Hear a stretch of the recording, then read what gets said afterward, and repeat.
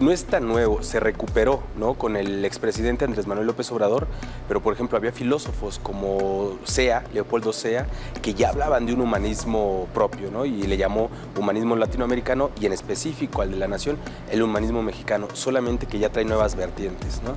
Porque la diferencia o la principal característica del humanismo original, el humanismo del Renacimiento, el humanismo renacentista, es que es la separación de la cosmovisión religiosa, la separación del catolicismo, del cristianismo en general, lo dista al hombre y a la naturaleza de la idea de Dios, ¿no? O sea, lo dista completamente. Y el humanismo mexicano es, en palabras, digamos, que después no se puede retomar por esto mismo, pero en palabras de la Escuela de Frankfurt, es de diferenciar al hombre específico, ¿no?, a un hombre determinado, le llama Kierkegaard, ¿no?, y también Horkheimer, principalmente, que es el que lo utiliza.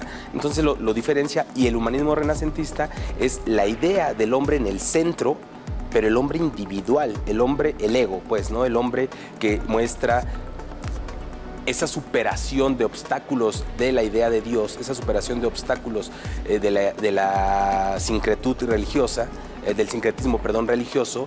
Esa idea lo salta, ¿no?, lo brinca, porque era avasallador, estaba siendo sometida a la humanidad, el hombre, porque también hay que decirlo que es una cosa que lo hace diferente, el hombre, no la mujer, el hombre estaba siendo oprimido por la idea misma de una cuestión recta, ortodoxa, ¿no? Recordemos que este humanismo viene, por ejemplo, de este filósofo Valla, ¿no?, de apellido Valla. Él habla, italiano, él habla de las pasiones, por ejemplo, ¿no?, que las pasiones no son malas y que las pasiones no es algo que nos vulnere como humanidad, ¿no?, como hombres, sino que al ser producto de la misma naturaleza, las pasiones entonces son producto de Dios. Y si son producto de Dios, no se puede atacar las pasiones. Él diferencia entre estas pasiones del cuerpo, estas pasiones efímeras, de las pasiones del alma, ¿no?, las pasiones del pensamiento, que son las que le daba mayor atributo. Sin embargo, aquí seguía existiendo dos características muy importantes. La característica de clasista, porque solamente unos cuantos podían acceder a la educación. Recordemos que en el Renacimiento lo que se toma son las ideas platónicas, es decir, un neoplatonismo, se revive a Platón, pero sigue siendo aquellas personas que podían acceder a la educación, que podían hablar griego, que podían conocer latín y hablar latín, las únicas que podrían emanciparse, ¿no?, de esta idea sometedora de Dios, ¿no?, del Dios todopoderoso. Y eso es un parteaguas muy importante, porque entonces ya se vincula sí la naturaleza de la humanidad misma, que somos parte de un todo, lo que hoy se llama la biocultura, o sea, bioculturalmente nosotros somos parte de un mismo espacio, como nuestras culturas originales, y en el Renacimiento es el hombre, la humanidad, la que domina a la naturaleza, ¿no?, la que la somete a transformaciones, a veces forzadas, a veces violentas, y entonces no hay una similitud entre humanidad y naturaleza total, sino que es el humano el que está por encima de la naturaleza, la puede explotar, y entonces esto deriva justamente en una concepción dentro del capitalismo mismo, ¿no?, que es la explotación y aquí sería la explotación de la naturaleza.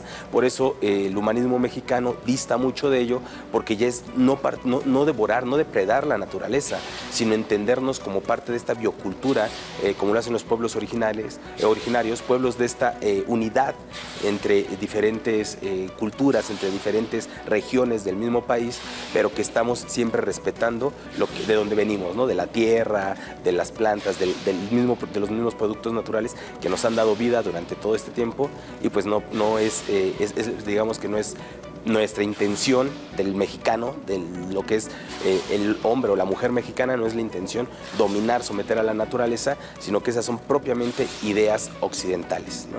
Eso sería una primera definición que nos aleja.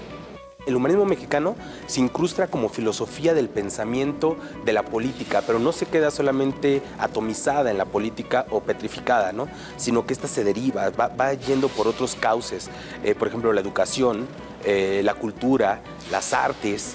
Todo eso es un contexto humanista el que se le da, y es lo que se desprende. La política lo que está haciendo es retomar esta filosofía, que es el contexto de la totalidad, del humanismo dentro de nuestras propias especificidades, ¿no? Por eso lo que decía, el hombre, la mujer mexicana tiene sus propios problemas y más bien nos parecemos más a lo que retomaba, como lo dije al inicio, Leopoldo Sea, ¿no? Nosotros debemos de dar un problema concreto y resolver ese problema concreto, con nuestras especificidades, con nuestras limitaciones, con nuestra historia, porque es muy importante retomar nuestra historia en el humanismo mexicano, y nosotros no podríamos ser una copia o extrapolar, ¿no? Traer de una teoría exógena al interior de nuestra nación, de nuestro territorio, porque no se entendería. Pasaría algo muy similar como con el positivismo, ¿no? El positivismo, cuando se trató de implementar en la época de Porfirio, fue una copy-paste, ¿no? Copia y pega el positivismo francés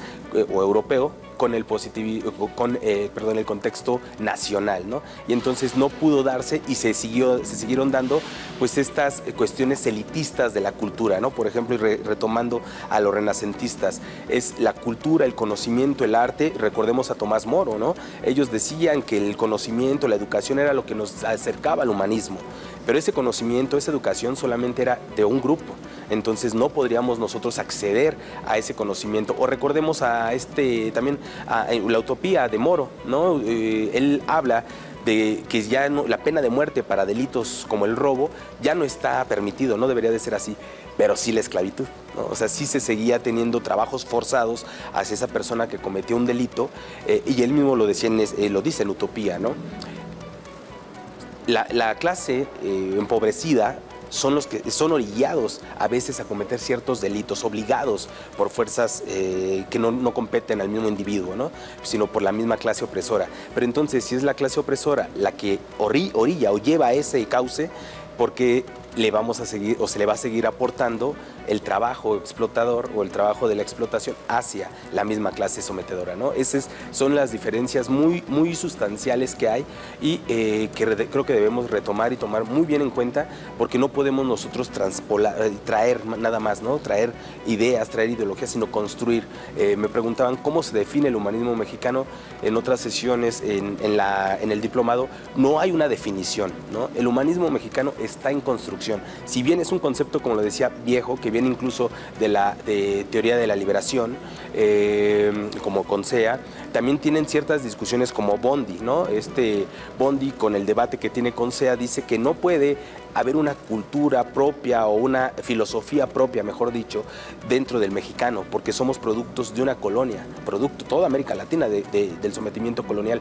Y dice Sea, no, justamente eso es lo que nos une a todos los pueblos latinoamericanos y lo que nos hace tomar nuestras propias determinaciones conforme a toda la mezcla de mundos, de culturas, el mestizaje, ¿no? Y al ser colonia, no solamente la identificación con la otredad, sino que también es el superar esas limitaciones que te pone las élites, que te ponen los dominantes, y a través de tus propias herramientas, tu propio contexto, tu propia cultura, ¿no? Recordemos también que en el humanismo las mujeres fueron excluidas, ¿no?